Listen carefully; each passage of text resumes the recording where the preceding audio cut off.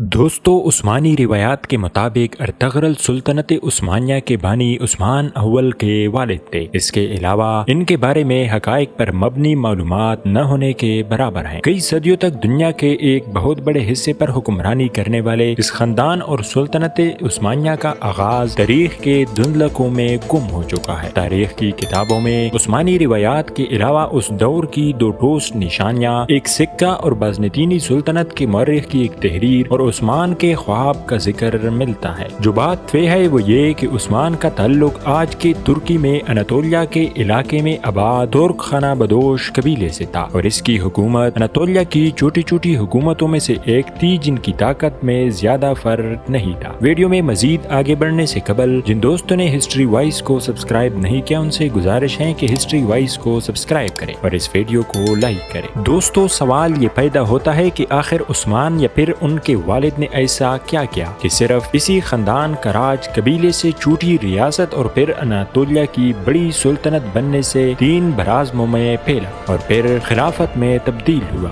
دوستو، سلطنت عثمانیہ کی بنیاد 14ویں صدی کے اوائل میں رکھی گئی اور یہ 20ویں صدی میں ختم ہوئی۔ اسی دوران ایک ہی خاندان سے تعلق رکھنے والے 37 سلطان اس کی مسند پر بیٹھے۔ ایک مورخ کے مطابق کسی خاندان کا مسلسل اتنی دیر حکومت کرنا کسی معجزے سے کم نہیں ہے۔ عثمانیوں کی کامیابی کی وجوہات کچھ بھی ہو، لیکن ان کی اناطولیہ یعنی وہ علاقے جو کسی حد تک آج کے ترکی کی حدود سے مطابقت رکھتا ہے میں اپنے ہمسائیوں کے ساتھ 2 صدیوں پر پھیلی ہوئی لڑائی انتہائی سخت تھی۔ دوستو، سلطنت عثمانیہ کی شروعات تاریخ کے طالب علموں کے لیے ہمیشہ سے اہم سوال رہا ہے، لیکن اس دور کے ذرائع کی کمی اور بعد کے ادوار میں لکھی گئی روایات میں تضاد کی وجہ سے پورے یقین سے کچھ کہنا مشکل ہے۔ عثمانیوں کا جد امجد سلیمان شاہ تھے جو کئی قبیلے کے سردار تھے اور 12ویں صدی کے آخر میں شمالی ایران کے ایک علاقے میں آباد رہے۔ روایت کے مطابق منگول حملوں کے پیش نظر دیگر بہت سے ترک قبائل کی طرح یہ قبیلہ بھی غلامی اور تباہی سے بچنے کے لیے نئے علاقوں کی طرف روانہ ہوا، اور خیال یہ ہے کہ سلیمان شاہ شام میں داخل ہوتے ہوئے دریائے فرات میں ڈوب گئے اور اس کے بعد ان کے 2 بیٹے واپس چلے گئے، جبکہ ارطغرل نے مغرب کی طرف اپنا سفر جاری رکھا اور اناطولیہ کے علاقے میں داخل ہو گئے، جہاں سلجوق حکمرانوں نے ان کی مدد کے بدلے انہیں اناطولیہ کے مغربی علاقے میں زمین دے دی۔ دوستو، ارطغرل غازی 1280 میں چل بسے اور قبیلے کی قیادت ان کے بیٹے عثمان کو مل گئی۔ عثمانی روایات کے مطابق ارطغرل نامی ایک قبائلی سردار شمالی مغربی اناطولیہ میں آ کر سلجوق اور بازنطینی سلطنتوں کے بیچ کے علاقے میں آباد ہوا، اور اس روایت کے مطابق سلجوق سلطان نے ارطغرل کو سوغوت میں کچھ علاقہ عطا کیا تھا، لیکن ارطغرل کا عثمان سے کیا تعلق تھا؟ عثمان کے دور سے ملنے والا واحد سکہ اگر اصلی ہے تو اس سے ثابت ہوتا ہے کہ ارطغرل یقیناً تاریخی شخصیت تھے۔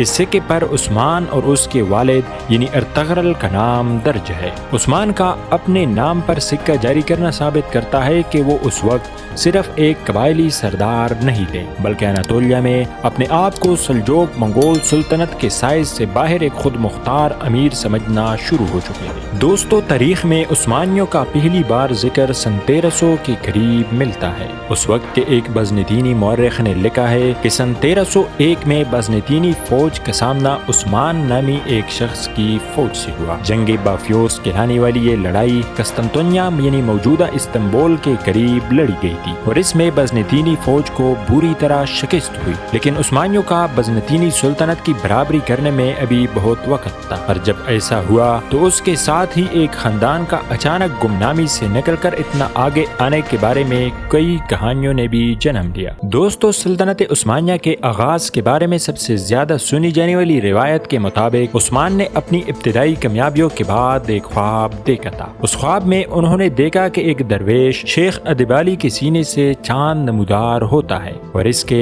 اپنے سینے میں داخل ہو جاتا ہے۔ اس کے ساتھ ہی اس پیٹ سے ایک بہت بڑا درخت نکلتا ہے جس کا سایہ پوری دنیا پر چھا جاتا ہے۔ اس درخت کی شاخوں کے نیچے چشمے بہتے ہیں جن سے لوگ پانی پیتے ہیں اور کھیت سیراب ہوتے ہیں۔ عثمان نے جب شیخ ادیبالی سے تعبیر پوچھی تو انہوں نے کہا کہا کہ خدا نے عثمان اور اس کی اولاد کو دنیا کی حکمرانی کے لیے چن لیا ہے، اور انہوں نے کہا کہ ان کے سینے سے نکل کر عثمان کی سینے میں داخل ہونے والا چاند ان کی بیٹی ہے، اور جو اس خواب کے بعد عثمان کی اہلیہ بن گئی۔ ابتدائی عثمانی سلطانوں کے اپنے آغاز کی تاریخ معلوم کرنے سے زیادہ دلچسپی دوسروں پر حکومت کے اپنے حق کو ثابت کرنے میں تھی، اور ان کے نزدیک ان کی سلطنت کا آغاز ایک خواب سے ہوا تھا جو عثمان نے ایک بزرگ درویش کے گھر میں قیام کے دوران دیکھا تھا۔ اس خواب کی کہانی کے حق میں دستاویزی ثبوت بھی تاریخ میں ملتا ہے، اور وہ یہ کہ سلطنت عثمانیہ کے ابتدائی دور کے زمینوں کے کاغذات سے اندازہ ہوتا ہے کہ عثمان کے دور میں ادبالی نامی بزرگ موجود تھے، اور اس بات کی بھی کچھ شہادت ہے کہ ان کی بیٹی عثمان کی 2 بیویوں میں سے ایک تھی۔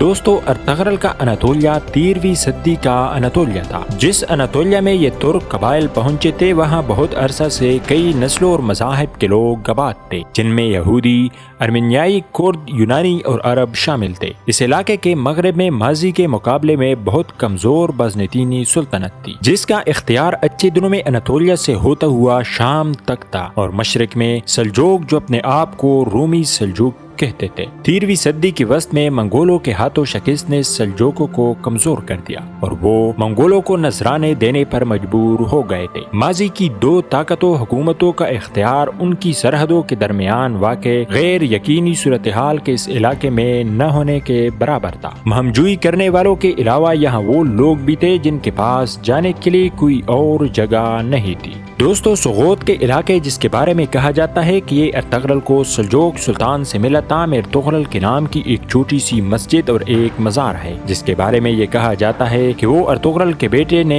ان کے لیے بنائی، اور پھر جس میں عثمان کے بیٹے اورحان نے اضافہ کیا۔ اس مسجد اور مزار پر اتنی بار کام ہوا ہے کہ اس کی پہلی تعمیر کی کوئی نشانی نہیں بچی، اس لیے کسی عمارت کے بارے میں پورے اعتبار سے نہیں کہا جا سکتا کہ وہ عثمان کے دور کی ہے۔ امید ہے آپ کو ہسٹری وائز کی آج کی ویڈیو پسند آئی ہوگی، تو جن دوستوں نے ابھی تک ہمارے اس چینل کو سبسکرائب نہیں کیا ہے وہ سبسکرائب کرے، اور ساتھ میں موجود گھنٹی کے نشان کو بھی دبا دیں، ایک اچھا سا کمنٹ کرے اور اس ویڈیو کو لائک کرے۔